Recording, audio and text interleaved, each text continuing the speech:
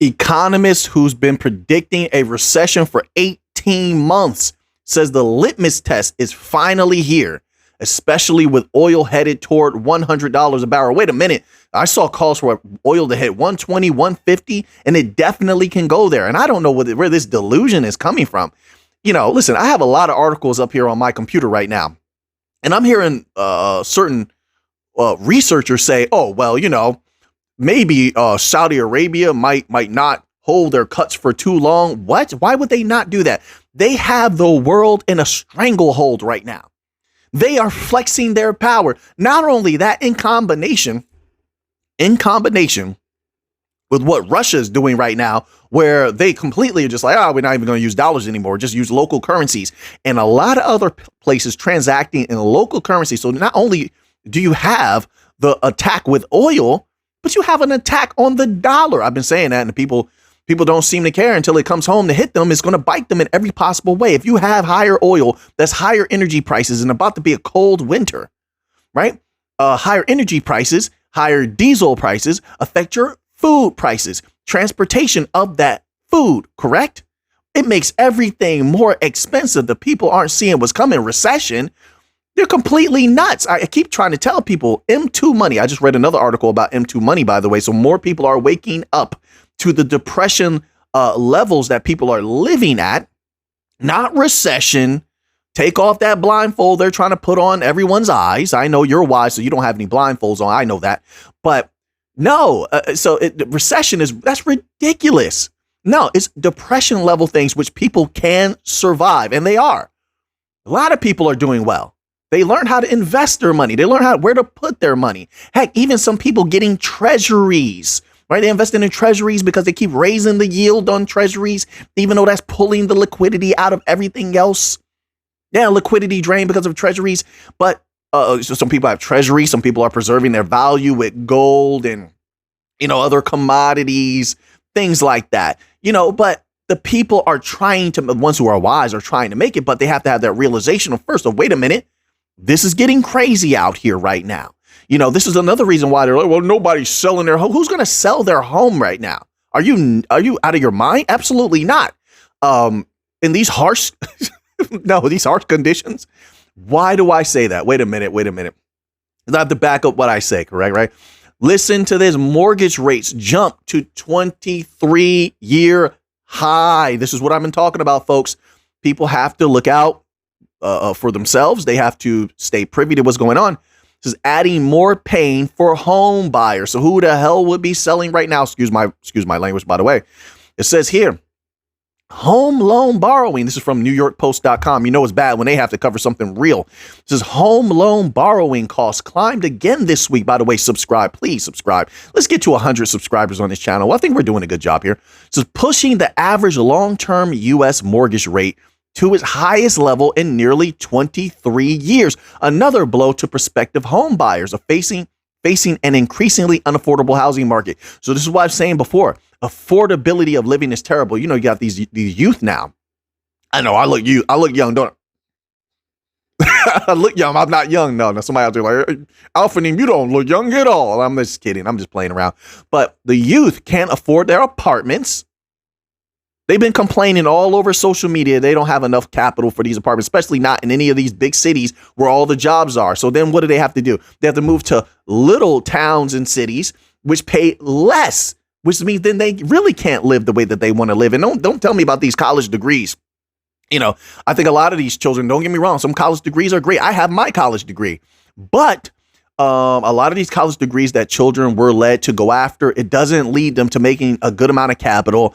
There weren't jobs really available for those dream degrees. I'll say that. That's why I call them dream degrees, where you follow your dream and such like that. But those industries have been devastated for quite some time, but nobody told them about that when they were in high school. Now they're in college and it's too late because they already committed to this degree. So, listen, so they are not making the capital that they would need to make in order to be able to live well at this particular time in this harsh economic environment.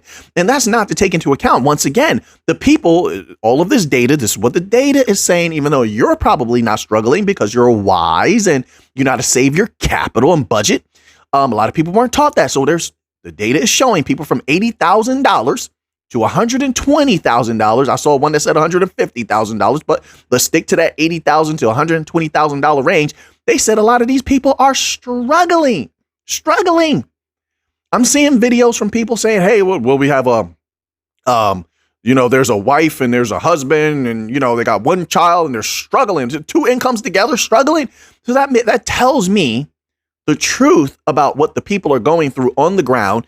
And that corroborates what the historical charts, the data from the actual charts, not from what the Fed is telling everyone or the Fed purchased economists and analysts are telling everyone. No, but the actual data. Because sometimes the data does tell the truth. I know a lot of people say, well, the numbers don't lie. No, it depends on who's controlling the numbers, because that person who's controlling the numbers could be a liar and they definitely can manipulate the numbers. But sometimes the numbers do tell the truth. But it tells me what the people are going through, which means the people have to be very wise in order to make it through this particular time and hopefully get to another, I'll say a stable economic environment. That's what I'll say. I want to say another economic boom, which I'll say this. Is that possible? Another economic boom where the markets are going up. And if the Fed is forced, and I think it's a rinse and repeat process. I don't think that they can fix anything. I think they're going to have to. It's a cyclical thing. They have a certain rhythm that they have to keep at this point.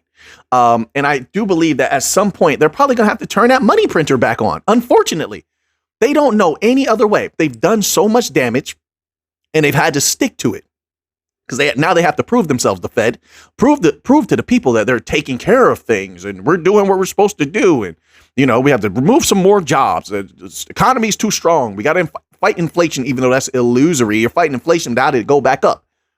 Right? You see how that worked? But anyway. You're fighting, my word. The people know the truth. They're experiencing, they're living it.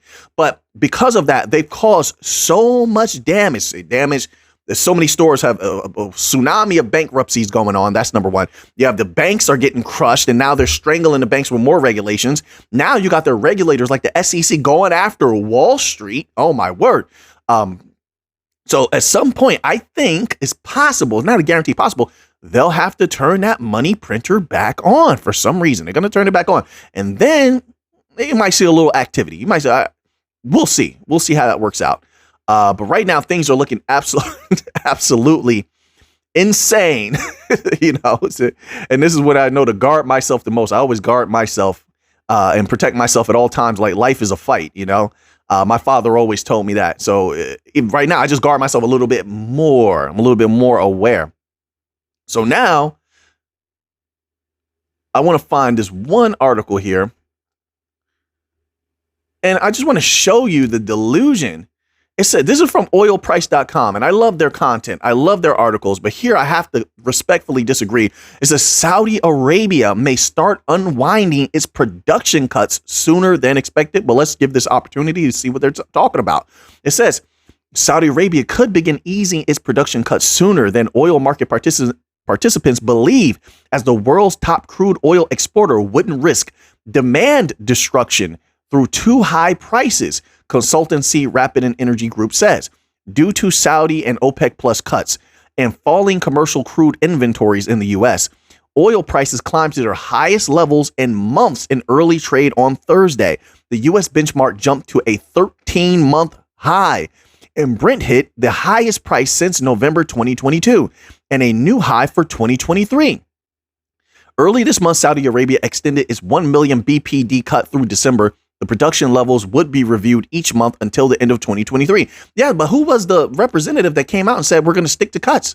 Somebody came out and said that. You're not taking that into account? It doesn't change that they're going to review each month. So I guess that's fair, I suppose. According to Rapid and Energy's president, Bob McNally, Saudi Arabia could start easing cuts sooner than traders realize, as it wouldn't want to overheat the market. Wait a minute, but what happened to all those articles saying there's a lot of Latin American new companies that are they're producing more than usual, and that could offset OPEC plus cuts. What happened to that? I see no mention of that here. Interesting, isn't it? See, and I knew that was a ruse. I knew that was just smoke and mirrors. I'm like, wait a minute. why would I mean, hey, they're different companies, but why would they do that and try to rebalance things when they need to keep a good relationship with BRICS nations? That's number one. But if the American companies, there was an American oil company came out and said, hey, we're not going to be increasing output. That's number one. And even if we did increase output, it would be gradual and slowly. That's more logical to me. But you see, it's just this manipulation of information you got to be really careful about. So anyway, appreciate you all being here. And until next time, folks, let's get to the money.